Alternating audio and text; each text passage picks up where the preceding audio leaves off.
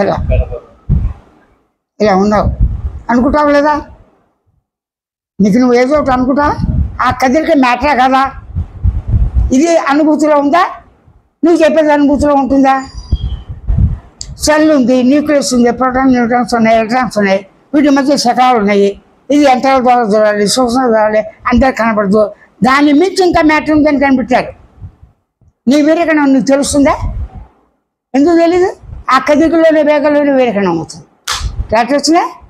ఇది అనుభవంలో గుర్తించు. ఈ గుర్తించినాడు మ్యాటర్ నువ్వేగా. మ్యాటర్ అంటే ఏంటి? ఇంకా మాసా, పరిణామమా, వెయిటా, నామరూపంతో ఉందా? అంతా మ్యాటరే. అప్పుడు ఉన్నది ఏముంది? మ్యాటరే. పదార్థం ఉంది. ఎలాగుంది? సూక్ష్మాత్ సూక్ష్మంగా, స్థూలాత్ స్థూలంగా. అంటే గెలాక్సీ అన్నీ వచ్చేస్తాయి. ఉంటూనే నామరూపాలతో ఉంది, నామరూప రహితంగా ఉంది. బత్తాగే పిండేసి రసం ఇచ్చానుకో, ఆ రసం సూక్ష్మం. ఆ రసం తీసుకుంటా ఇంత చెరువు రసం చూశారు. అది చెరువు రసం కావాలి. ఆ గడ్డలు ఎందుకు చాలేదు? గడ్డ చేస్తే పీకుతాం. మొత్తం తెల్లగా ఏమి అయితే. కాబట్టి మనం బోధ ఎప్పుడు విభజిస్తాం. తెలిసిన దాన్ని బట్టి తెలియదు తెలుసుకోవాలి. నీకు తెలిసింది ఏంటి? నిద్రాకాల మెలకులు. నేను నిద్రాకాల మీద వస్తున్నాయి పోతున్నాయి ఏదో ఉందిగా. ఈ తెలిసిన దాన్ని బట్టి తెలియని దాన్ని ఏం చేయాలి? వెతకాలా? చేశారు కదా. I am that. వెతుకుదాం అంటే ఏదైతే నువ్వు వెతుకు అది నీలో లేదా ఉందా? ఎలా ఉంది? ఎరుక ఉంది. ఎరుకతో గుర్తించగలిగే లక్షణాలు కూడా ఉన్నాయిగా. అప్పుడు దేని వెతికే పని లేదు. వ్యవహారం చేసే తుమ్మింది, తను తుమ్ముతాను అదే తుమ్ముతుంది. బ్యాడ్ గుడ్ స్మెల్ ఇవన్నీ న్యాచురల్. కాబట్టి ఇది కరెక్ట్గా తెలిస్తే ఉన్నదే ఉన్నది. అది ఏదైనా కావచ్చు. లేనిది లేదు. లేనిది ఉందని అపోహపడ్డా తెలుసుకున్నా తెలుసుంది వచ్చిపోతుందిగా. ఉన్నది ఉన్నట్లుగా నువ్వు గుర్తించడం ఉందిగా. సహజంగా కొత్తగా గుర్తించడం ఏమిటి లేదు. నేనేం చేస్తున్నా? స్వతసిద్ధంగా స్వచ్ఛంద పరిపూర్ణ మౌనంగా సహజ స్థితి ఉంది. స్థితితో పోలుస్తా. నువ్వు అలా ఉన్నావు. మౌన స్థితి ఉందా లేదా? అస్సలు సూచన ఇవ్వలేదు. మౌన స్థితి ఉందా లేదా? ఉంటే ఎలా చెప్తావు? చెప్పు. కళ్ళు మూసింది వాడికి. అసలు నేనంటే ఏదో తెలీదు. మౌన స్థితిలో ఉండు అన్న